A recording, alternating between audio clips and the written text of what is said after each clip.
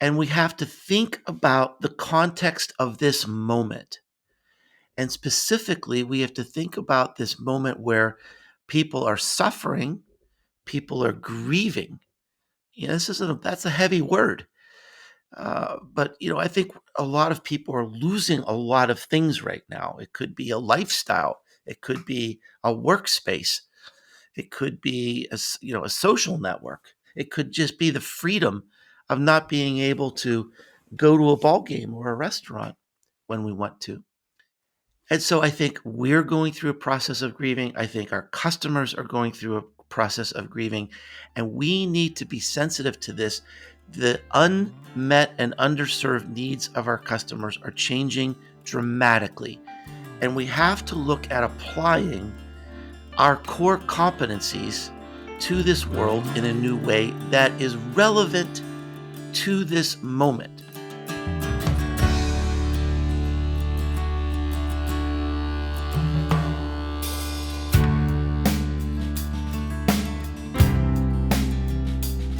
Thank you for joining me for this episode of Agile Digital Business Podcast. You are just listening to the voice of Mark Schaefer. You are going to hear me introduce him more thoroughly in just a moment. My name is Vickie Maris. I am host of this podcast and glad that you are here for episode 29. I am so grateful to Mark and what he shared in this conversation that I'm hoping will be helpful to you as you are making pivots, making adjustments to help your business, your organization be relevant to the pain points and the things that your customers are expressing that they need the most from you right now. And as you'll hear Mark discuss, that might be something quite different from what you've been manufacturing, from what you have been providing as a service in the days that were prior to this outbreak of COVID-19. I also want to give a quick shout out to Amanda and to Jerry for submitting their questions that I asked Mark during our conversation. So you will hear his responses to the questions that were put forward by listeners of this show.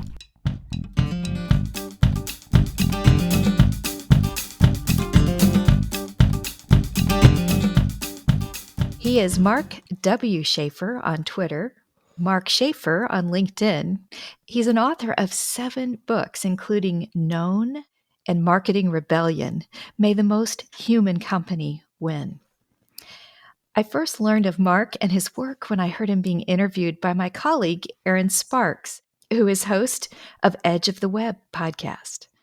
They mentioned one of Mark's books, The Tao of Twitter. That was back in 2014.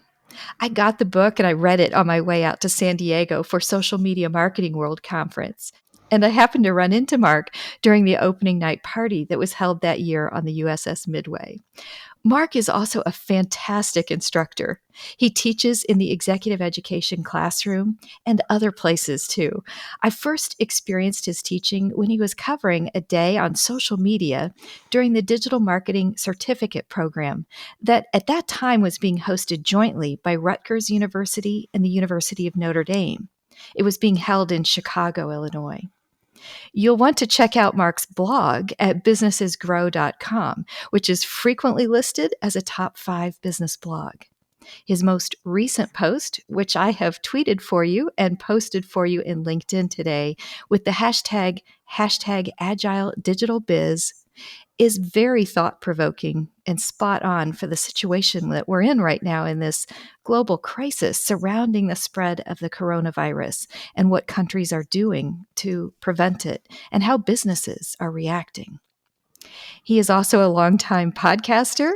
I have listened to the show Marketing Companion, which he co-hosts with Brooke Sellas.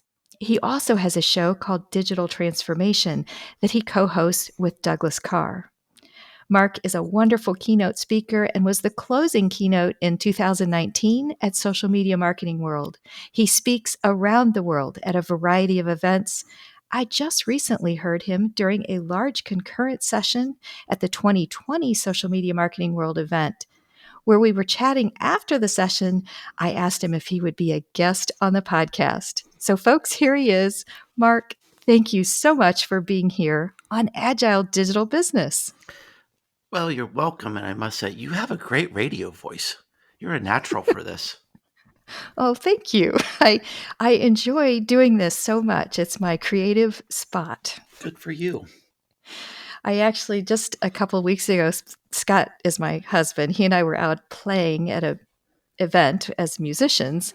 Somebody came up to me and said, "Oh, I listened to your show." And I asked what they like about it. And he said, "I really don't mind what topic you cover. I just like to listen to your voice." I know you've got like an NPR quality voice. Oh my goodness. Thank you. Maybe that'll be my next role. Yes, who knows? Oh gosh. Well, if you're okay with it, Mark, I wanted to start out, first of all, by thanking you for writing that blog post that is the most recent one on your blog.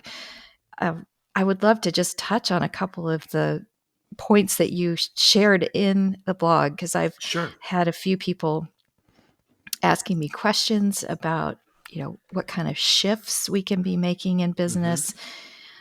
Your title for that blog post was 7 Non-Obvious Coronavirus Implications for Marketing. Mm-hmm. One of your first points was are you relevant, or is your business relevant? Do you mind just sharing a little more on that, on what your thoughts are around that point? Well, first, I just have to say that this is really an unnerving and unprecedented time. And one of the reasons why it's so unnerving to me personally is because I'm an experienced business person and I have a good track record with consulting and helping people, but we are really in uncharted territory right now. I mean, I can't imagine an event occurring in my lifetime that would cancel baseball or, cancel the Kentucky Derby or prevent us from going to restaurants and in some cases preventing us from even leaving our homes. Mhm. So I think anything that I say or anything that anybody says really needs to be taken with a grain of salt, because we really are just plowing new paths here. But I think the one thing that is important, and I hope that this is something foundational, that will help people in this crisis, is that we need to look at the relevance of our business in this moment. So, let me give you just a quick example, and this is from my own personal world. I've been working as a consultant to a large company in Miami, and just last week, the company said, "Hey, we're making some adjustments to our social media presence, and we'd like to get you on a call to take a look at it." I said, "Sure. What time works for you?" And I never heard back. And a couple days passed, and I wrote my friend and I said, "Hey, I wanted to make sure something didn't slip through the cracks. Did you want to get on this call?" And he wrote me back and he said, "Well, we'll have to apologize. Sorry that, our world has fallen apart. Our supply chain has been upended. We can't get enough people. We can't get enough trucks. We've had this crushing change in demand for our product. We're in crisis mode and all hands are on deck." Mhm. Now, I was an important part of their world last week. And then now here we are a few days later, and what I was doing for them is completely irrelevant. Mhm. It just doesn't matter to them.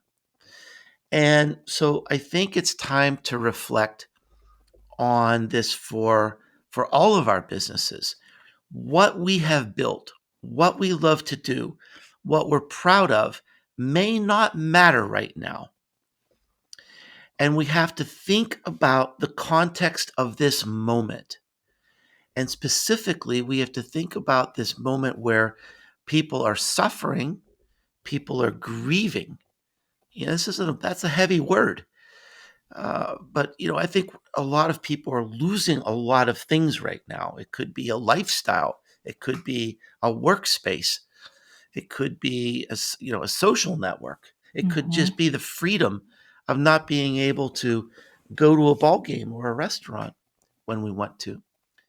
And so I think we're going through a process of grieving. I think our customers are going through a process of grieving, and we need to be sensitive to this. The unmet and underserved needs of our customers are changing dramatically, and we have to look at applying our core competencies to this world in a new way that is relevant to this moment. So I want to just give you one example that I think is really quite a inspiring idea. So 2 days ago, I got an email from a local rancher. This is somebody who raises cattle. Mm-hmm. Now, why would they be emailing me?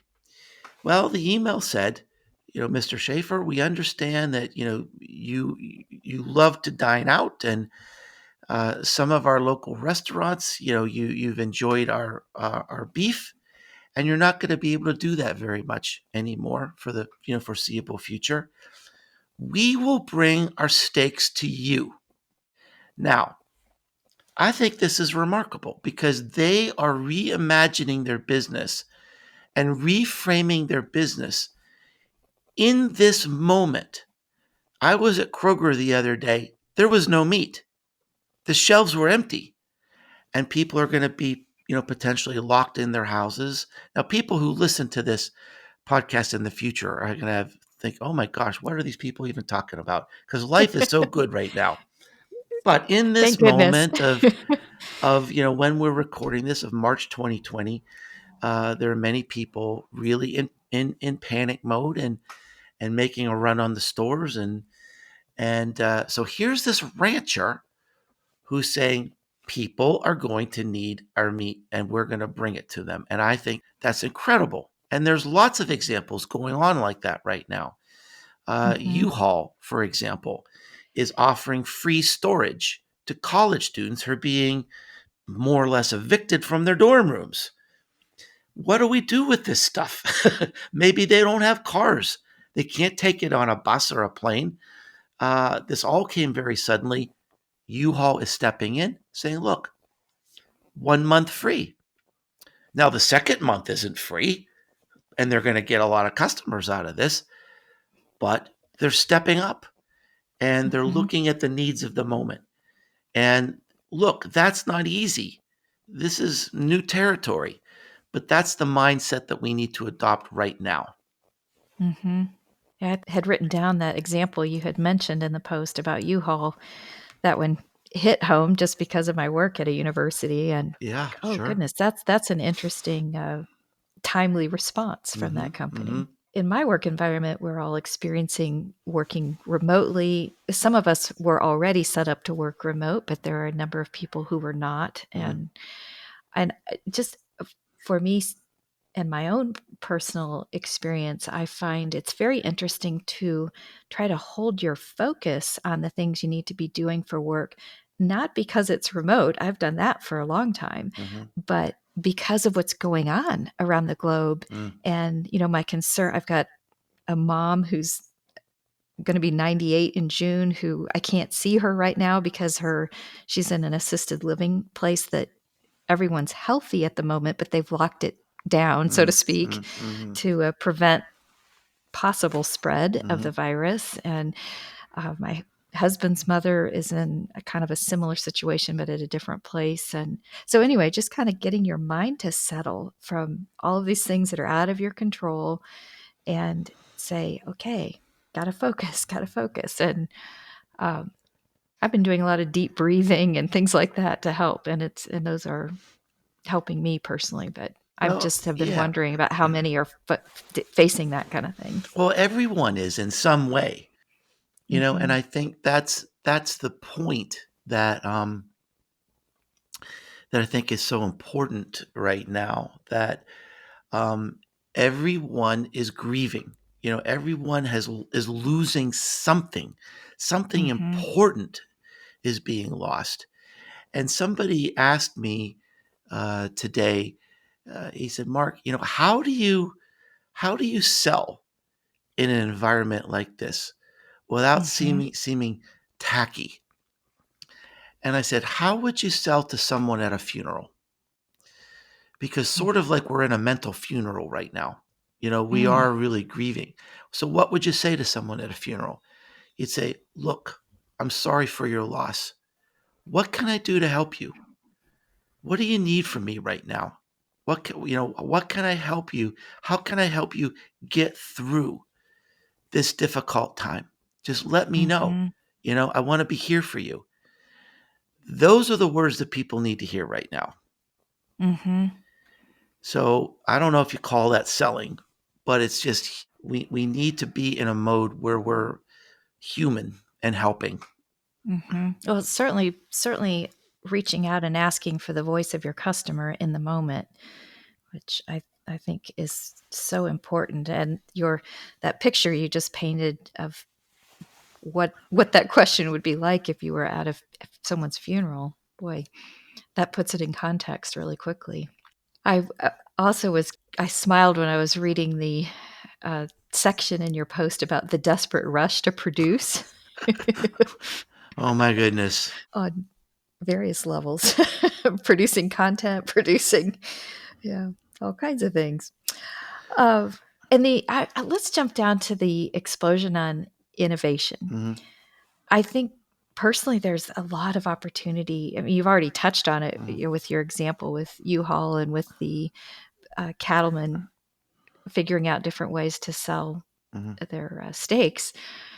We've been talking about it at the university about, how can we change gears with programming for business people to do just what you were talking about, to meet that point where they are in the moment, or at least maybe where they'll be once business is up and running again. I've hesitated to use the phrase back to normal because I don't think any of us really know what normal is going to look like. Uh, Well, do you have any thoughts? I think that look, I mean, the beauty of America and the beauty of capitalism is that people are just frantically driven to figure it out. And there's kind of a never say die attitude, and there's sort of a swagger about America that you have to love. That we're going to figure it out. We're going to transcend, whatever problem is thrown at us, and we're gonna overcome, and we're gonna figure it out. And that is, as I look throughout my life, when we've faced different sort of economic crises or political crises, or 9/11, I was just absolutely amazed at the burst of innovation that came out. I can remember one time, we had there was like an oil crisis, and the gas prices were going up, and I went into this furniture manufacturer, and they had invented this new way to get like 3 or 4 times more tables on a truck. They reinvented the way it was manufactured. They reinvented the way it was packaged. They reinvented the way it was stored. And that's good for the environment. That's Mm-hmm. good. That's lower shipping costs for customers. So I mean, we had this problem. It was a crisis. People figured it out, and it had long-lasting benefits for for the economy, for the environment, for their customers. And I think we're going to see it now. We're in an unprecedented time, and it's a scary time. It's okay to feel scared. That's a normal human reaction. I get frustrated when people say, "Oh, there's no place for fear." Uh, there is a place for fear. Fear is a normal Mm-hmm. human reaction. There's a place for smiling. I mean, there's a place for determination, Mm-hmm. and whenever you're facing the unknown, and you're facing, economic peril, and, you're trying to run a business and now you've got all your kids at home at the same time, it's all right to feel some anxiety. I Mm-hmm. talk about, winning in business ultimately means embracing the chaos. And the first step, it means, embracing chaos within yourself and recognizing that this is a weird time, and it's all right to feel weird. Um, Mm-hmm. but I'm enthusiastic. I'm just kind of like excited to see what's going to happen, because people are going to do things that are going to just make your jaw drop and go, they're going to make you say, oh, wow, that is so cool. I never thought of that before. Mm-hmm. If you think about what are the problems that people are going to be having now, it's going to have to be with food delivery. It's going to be entertaining your children at home. It's going to be, working at home. It's going to be just, here, this is going to be a thing. Now I'm thinking people in China, they're locked into these apartments. How did they get a haircut? Mm-hmm. What happens if they had a toothache? These are things, and then these are going to spur new services and new ideas that are going to be safe. They're going to be convenient. They're going to be economical, and so there is going to be a lot of room for innovation, because the economy is shifting and consumers' unmet and unserved needs are shifting, and that's where the innovation occurs. Mm-hmm. It's really going to be interesting. I'm curious. My season 2 of this podcast has been about the voice interfaces, the Amazon Alexas and Google Assistants, and how people are incorporating those into their lives. I've departed away from talking about that for the last couple of episodes, just as we've been in the middle of Mm-hmm. the coronavirus unfolding, and I Mm-hmm. was addressing some of that. But I am curious, have you seen any examples where people are or companies are using a voice experience, or some type of way of interacting through a digital voice assistant, either during the crisis or even leading up to it, that might be applicable? No, I haven't really seen much about that. I haven't really studied it. I think, it's right now everything is really about just sort of safety, comfort, assuring basic human needs, and Hmm. however that's going to be done. That's what the entrepreneurs and innovators are going to be focusing on, I think. Yeah, I I was just recognizing own my own way of reacting to what was going on, and I noticed that I quit talking to Alexa over the past week. Mm, And I don't know what that was about or why, but apparently she's not in my comfort zone or something because I went to the things I was doing was talking to people on the phone, mm, mm, Zoom calls, mhm, whether they were mhm, business or maybe just making a connection to say hello to somebody. Uh, Reading a book, I found some solace in just going outside and reading a good old fashioned book, with printed pages. So anyway, I'm a survey of one, and I still think voice is going to be huge. My personal opinion, a much more important part of our strategy going forward. But I was intrigued when I realized, I really haven't done anything with that smart speaker anyway in the past Well, I think week. people are really seeking human connection right now in a big way. My business has just gone into a free fall right now, because I get a lot of my income from consulting. We already talked about that example. I get a lot of my income from speaking at conferences. Well, obviously that's all gone, and I have other revenue streams.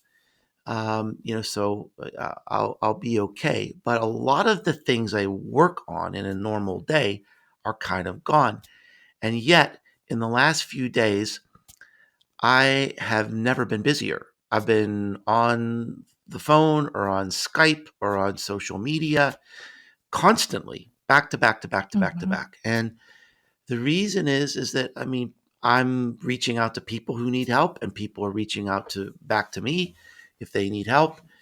I did a Facebook Live to sort of like coach and counsel people through what I see going on right now. Mm-hmm. People are connecting to me saying, "Hey, I'm sort of in a panic right now. I don't know what to do to help my customers. Can I get you on the phone?" So, my schedule is filling up in a different way. And again, I'm encouraging people to reframe their business, and I'm doing that too. I'm looking at Mm-hmm. what are my core competencies that that that meet the needs of people right now in this moment. And I have a background in, I've got a master's degree in applied behavioral sciences. I have a background in coaching and counseling, and people need that kind of thing right now, and I'm good at it.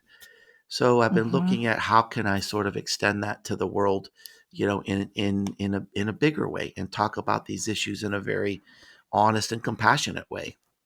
Yeah, I'm glad that you're doing that. So I want to thank you. That's a neat way to use those competencies that you have.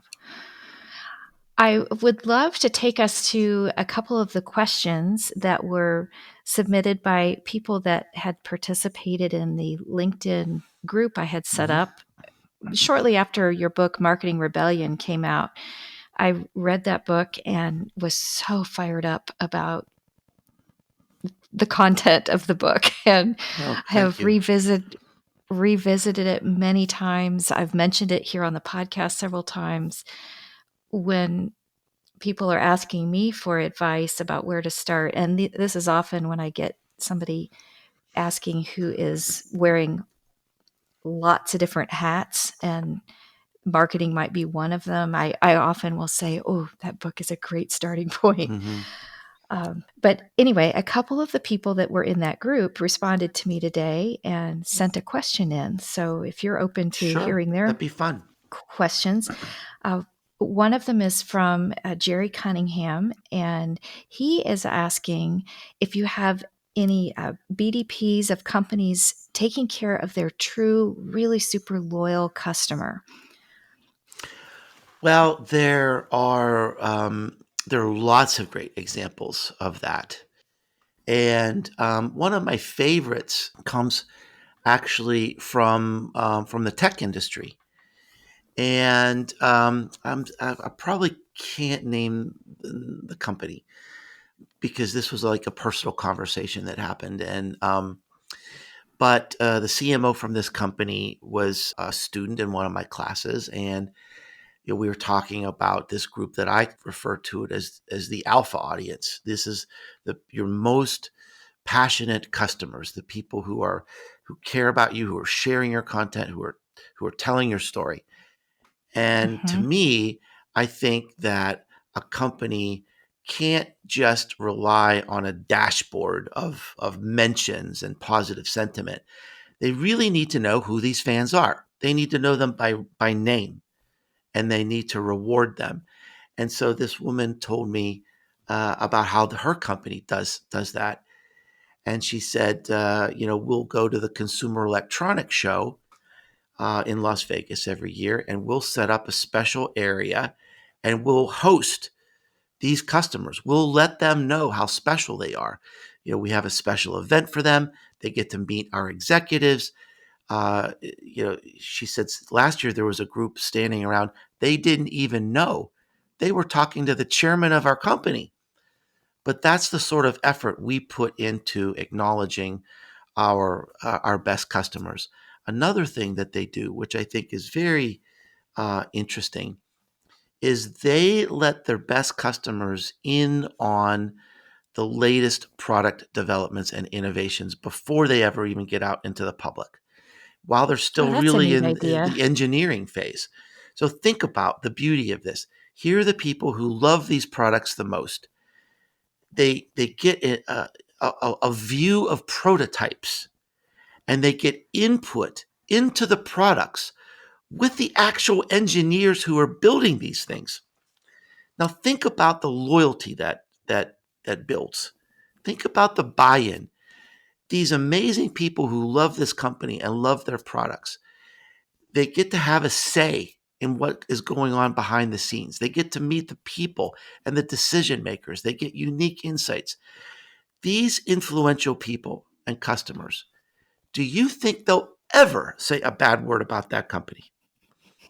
And one of the main, Never. one, no, I mean, one of the main themes of the Marketing Rebellion book is that today 2/3 of our marketing is occurring without us. The customer is the marketer. And I think having activities like that, bringing people together, acknowledging them, making them feel like they belong, making them feel like they're part of the products, the services, the companies, like they're part of the team. That is an extraordinary approach to marketing today. Mm-hmm. Oh, that's very interesting. Thank you for sharing that example. The last question I have for you is from Amanda.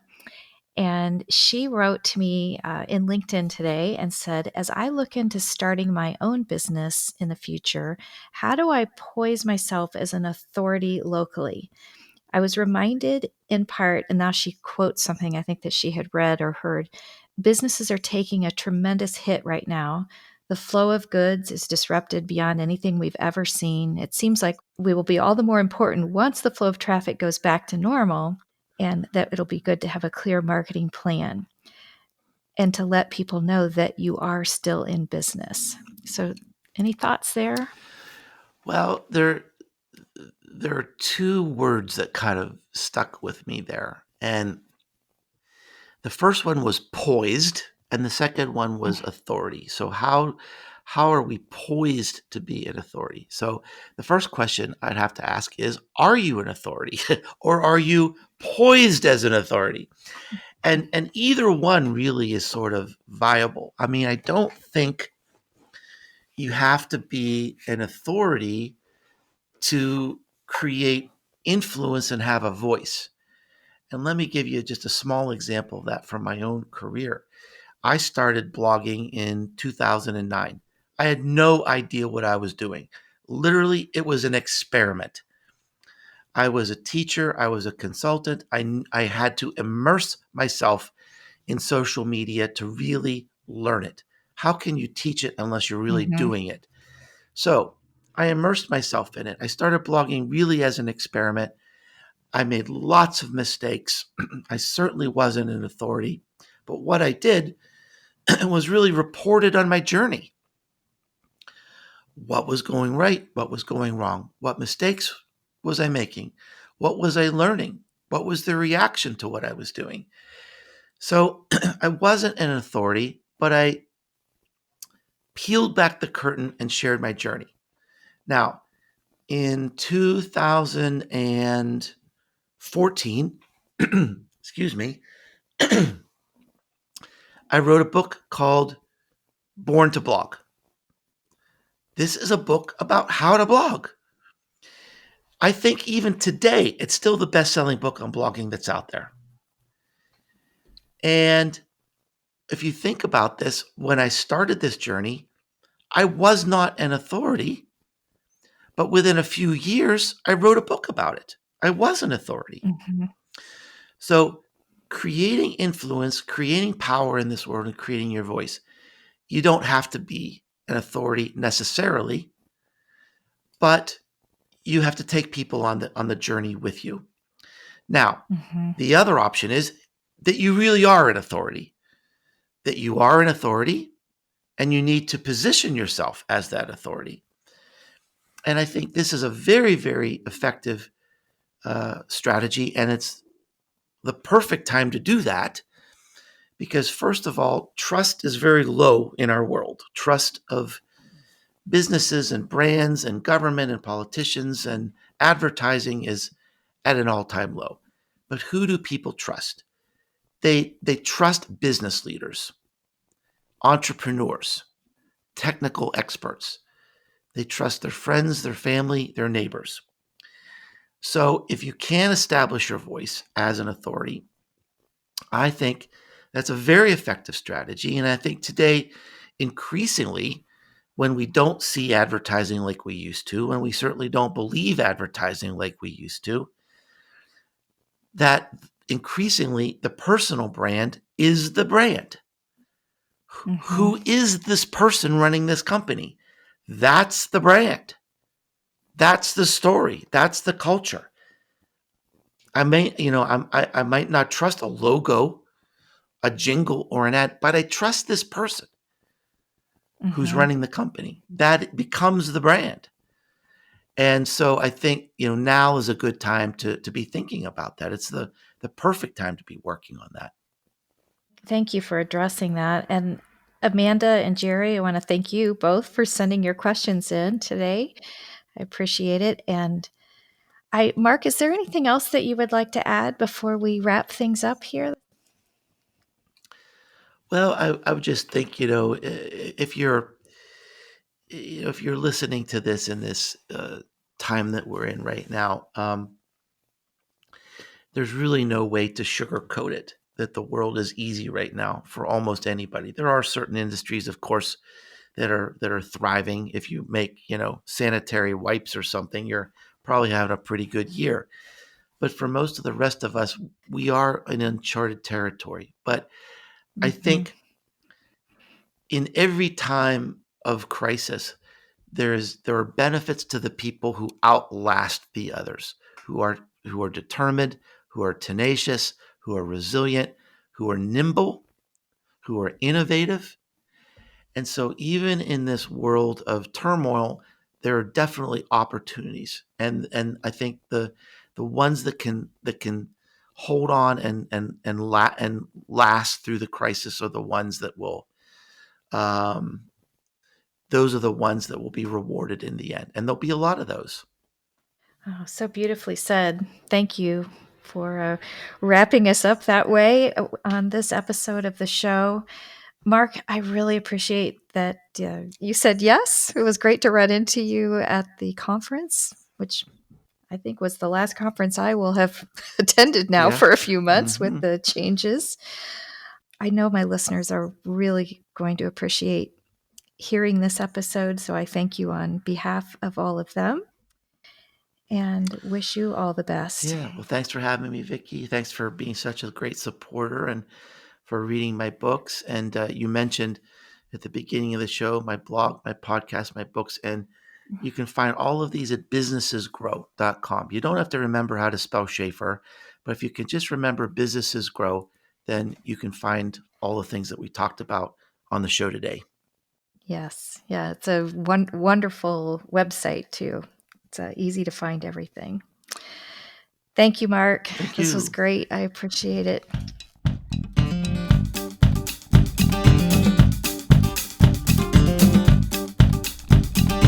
I sure hope that you have found the examples and insights that Mark shared in this conversation as helpful and inspiring as I have found them. Mark, thank you again for being on the show and for all the work that you are doing. As I close, I want to remind you of that challenge I've been offering up at the end of each episode. Let's go out and teach, inspire, and connect.